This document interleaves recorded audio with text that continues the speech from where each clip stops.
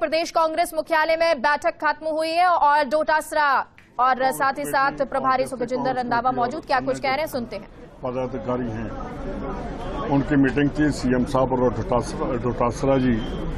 हमने सभी ने उनके साथ बातचीत की और जो हमारा कार्यक्रम है हाथ से हाथ जोड़ो, उसके बारे में ब्लॉक अध्यक्ष जो हैं उनको पूरा कार्यक्रम बताया और जो गवर्नमेंट की योजनाएं हैं जो बजट में लेकर आए हैं चीफ मिनिस्टर साहब, और मेरे ख्याल है कि हिंदुस्तान की बेहतरीन योजनाएं हैं।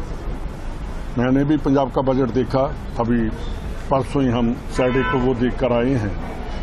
तो जैसे इन्होंने मेडिकल की बात की है 25 लाख तक, ये बहुत बड़ी बात है। किसानों के लिए 2000 बिजली का देना, 100 यूनिट करना, जो कॉन्ट्रैक्ट पर एम्प्लॉयज थे उनको पक्का करना 15 साल का, ये बहुत बड़ी बातें हैं जो लोगों तक हमें लेकर जानी होगी। और साथ ही साथ इनको कहा है कि कांग्रेस का जो कार्यक्रम है, जो भारत जोड़ो यात्रा का हमने किया था कन्याकुमारी से लेकर कश्मीर तक, और आपने देखा कि कितनी बर्फबारी में वहाँ सभी लीडरों ने खड़े होकर देश की एकता और अखंडता के लिए हमने वहाँ वचन दिया।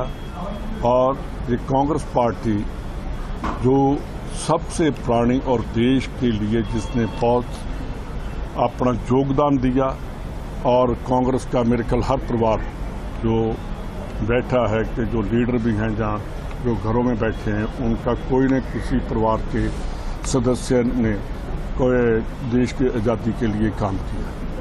तो इनको यही कहा है कि हमारा जो इतिहास है कि कितना पुराना कांग्रेस भवन है जहाँ जयपुर में, उन्होंने कहा कि इस कांग्रेस को आगे लेकर कांग्रेस की नीतियों को, कांग्रेस के प्रचार को कैसे लेकर जाना। ये अशोक जी हमारे सीएम साहब, बहुत इनका तजुर्बा पुराना है, हमसे बड़े भी हैं, और पहले इंदिरा जी के टाइम में मंत्री, सबसे छोटी उम्र में मंत्री बन गए। उसके बाद ऑर्गेनाइजेशन में रहे, 3 बार गवर्नमेंट ऑफ इंडिया में रहे, 3 बार ऑर्गेनाइजेशन में रहे, 3 बार चीफ मिनिस्टर बन गए।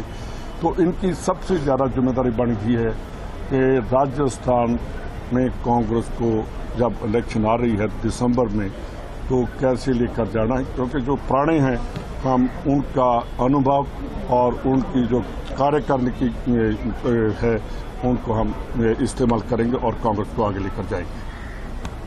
एक आपके बयान को लेकर बीजेपी, बीजेपी का जो बयान है, मैं अब भी आपके सामने कहता हूं कि मोदी राज खत्म करना होगा।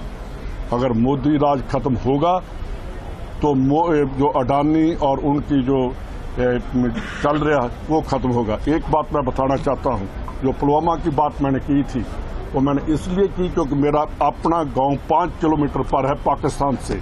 65 की वार में मैं 5 साल का था, हम लाहौर तक पहुंच गए थे। उसके बाद 71 की वार आज भी मेरे को याद है पूरी, कि 5 साल बाद फिर वो 71 की वार आ गई।